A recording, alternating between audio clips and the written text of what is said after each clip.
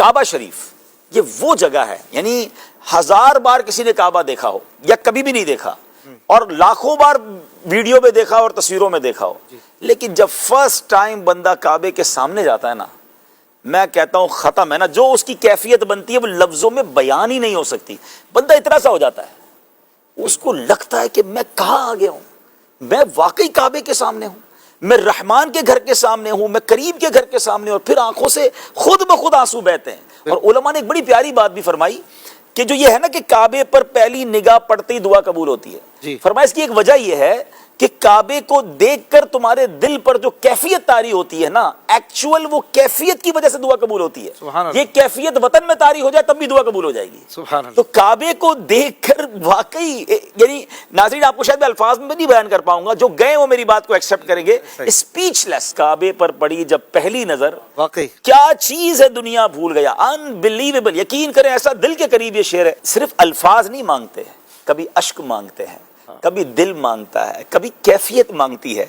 ارے ہماری ماں ہم جب بولتے نہیں تھے تو وہ رونے سے سمجھ جاتی تھی کہ پیٹ میں درد ہے یا کان میں درد ہے یا بھوک لگی ہے، تو وہ تو خالق کائنات ہے، آپ اس کے گھر کے سامنے کھڑے، نہ نکلے الفاظ، وہ ہماری کیفیت جانتا ہے کہ میرا بندہ کیا لینے آیا ہے، اس کی دل میں تمنا کیا ہے، اس کی پرابلم کیا ہے۔ بس کعبے کو دیکھتا رہے بندہ، کچھ زبان سے نہ بھی کہہ پایا تو کریم کے در پر آئے ہیں۔ مجھے بتائیں نا ناظرین، ہمارے اور آپ کے گھر پر کوئی آ جائے تو ہم کیا کہتے ہیں؟ یار گھر پہ آ گیا ہے، اب تو اس کا خیال رکھنا پڑے گا۔ مہمانوں کا کتنا ٹیک کیئر کرتے ہیں، تو جو کریم کے در پہنچ جائے اور پھر دکھی دل کے ساتھ پہنچے، تمنا لے کر پہنچے، تو نہیں آئے گا خالی۔ اس یقین سے جانا ہے مکہ پاک میں کہ اب اللہ کے گھر پہ جا رہا ہوں اور کریم کے در سے لے کر آؤں گا۔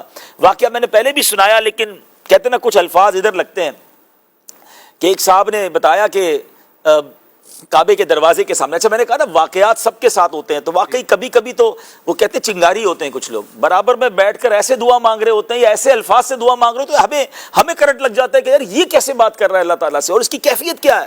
تو یہ ہمیں نہیں پتا ہوتا کہ آس پاس کون کس کیفیت میں اور کس مقام والا آیا ہوا ہے۔ تو ایک صاحب بتاتے ہیں کہ کعبہ شریف کے بالکل دروازے کے سامنے ایک بلوچ سردار تھا، اور وہ بلوچ سردار کیا کہتے ہیں، بلوچیوں کی اپنی ایک روایات ہیں، تو اس نے ایک جملہ کہا، کہتا یا اللہ ہمارے دروازے پر اگر کوئی دشمن بھی آ جائے نا تو ہم اس کو معاف کر دیتے ہیں۔ یا اللہ میں تیرا دشمن نہیں ہوں مگر تیرے دروازے پر آ گیا ہوں، گناہ گار ہوں مگر دشمن نہیں ہوں۔ اللہ اکبر۔ اب یہ دیکھیں نا کیسے الفاظ ہیں کہ دنیا میں دشمن چل کر آ جائے تو لوگ معاف کر دیتے ہیں، تو اگر ہم کریم کے در پر گناہ گار ضرور ہیں، اللہ کے دشمن تھوڑی، ہم تو اس کو رب مانتے ہیں۔ تو کعبے پر جانا تو خوب آنسو بہانا، کعبے پر جانا تو خوب دعائیں کرنا، اور یہ سوچ کر جانا کہ اب بخشوا کر بھی آنا ہے اور اب گناہ نہیں کرنے، اس کریم کی اب نافرمانی نہیں کرنی۔